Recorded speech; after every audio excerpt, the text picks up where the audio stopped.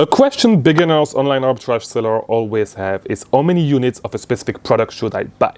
And the answer that most content creators give is that you should look at the number of competitive offers. So it's basically the number of offers that are either cheaper than the buy box or 5% more expensive than the buy box. Anything in that range, you look at how many offers there's in that range, you add one because you're going to jump and you're going to have a competitive offer. And so if the buy box rotates in a balanced way, everyone should receive pretty much the same amount of buy box share.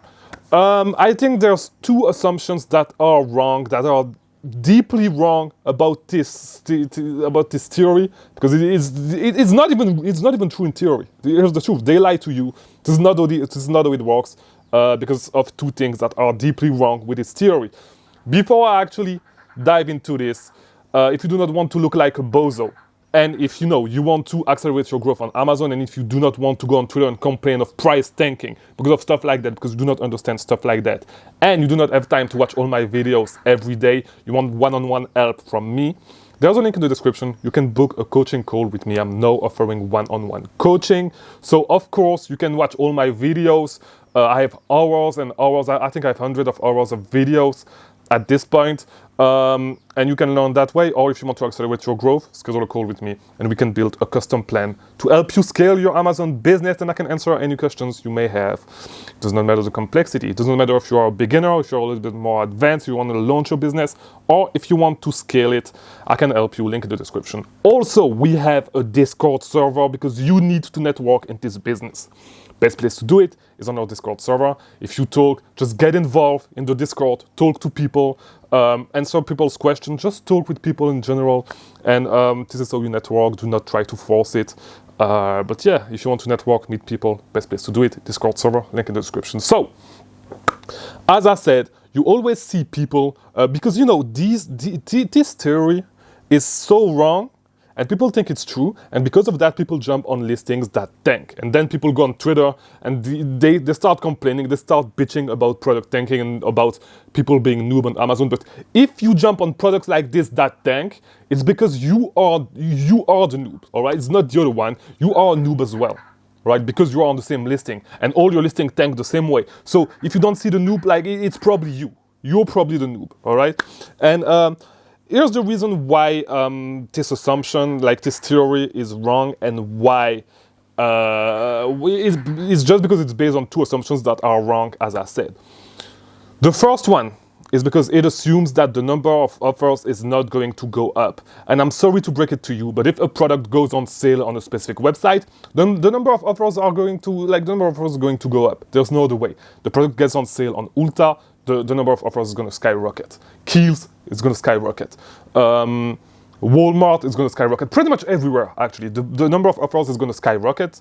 And you're not going to see this. You're not going to be able to predict how many units you need to buy with this. So the price is going to tank. The price is going to go down. And the number of units that you thought you were going to be able to sell is going to go down as well. And so you're going to have more inventory that you think that you could have.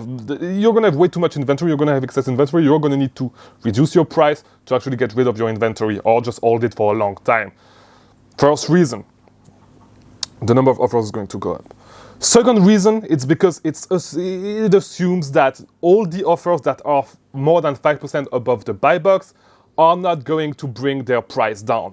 But like, I'm sorry to break it to you as well, but like all these guys, when they're going to figure out that the product is not selling, they're going to bring their price down, and the price is going to tank as well, and there's going to be more competitive offers, because sometimes, and it happens to me as well, you send stuff to Amazon receive it, and then you forget about it, and you do not put your repricer on the product. It happens to me all the time, and I always send my products a little bit more expensive than the buy box. So if you see me on the listing, you're not going to think I'm a competitive offer. But whenever I turn on my repricer, and it may not be directly, but whenever I turn it on, I'm going to bring my price down. And you often see this on listings. Just look at the offer tab on Keepa. Look at the price, and you see that pretty much everyone set their price at a certain point. The price stay at the same level for a little while, and then the price goes down dramatically because people bring their price down. And I'm sorry because it's getting dark, because it was focusing on my end. But like, yeah.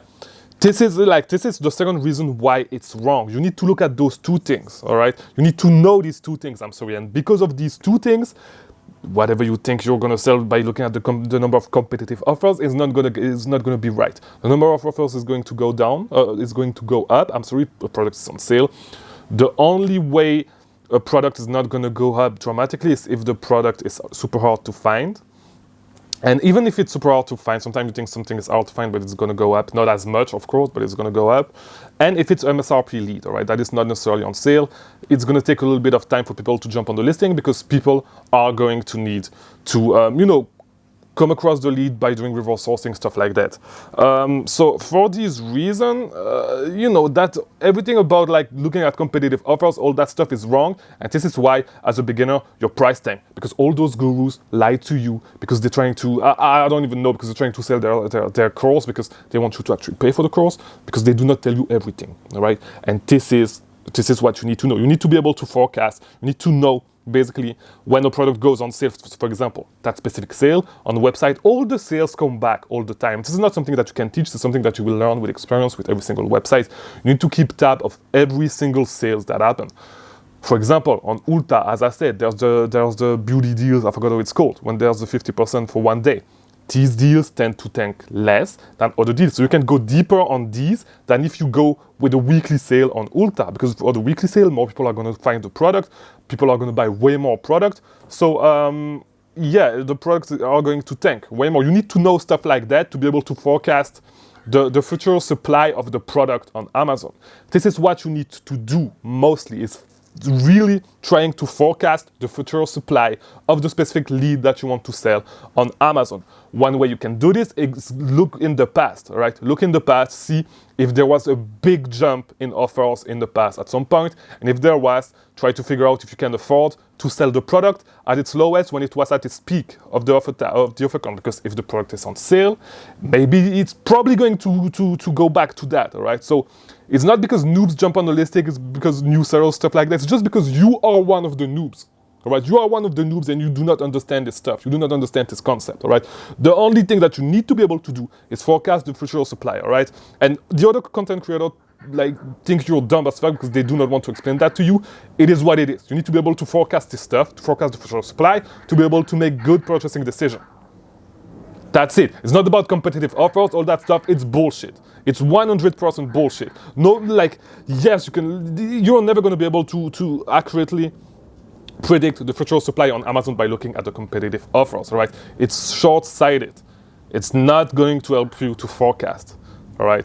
Look at past data, try to understand. Of course, if there's too many offers, this is one thing. I'm not saying that you should not look at that. But if, for example, the number of offers has already been going up, a little bit too much and the price is starting to go down already, of course, stay away. You're going to need to stay away. But the concept of competitive offers is dumb as fuck because of those two things. The number of offers is going to go up anyways, so it's pointless to look at competitive offers. And I'm going to say it again. Second, people that are priced higher are going to bring their price down eventually. So the number of competitive offers is going to go up anyways, whatever you do, except if the product is selling super fast and people have a hard time staying in stock.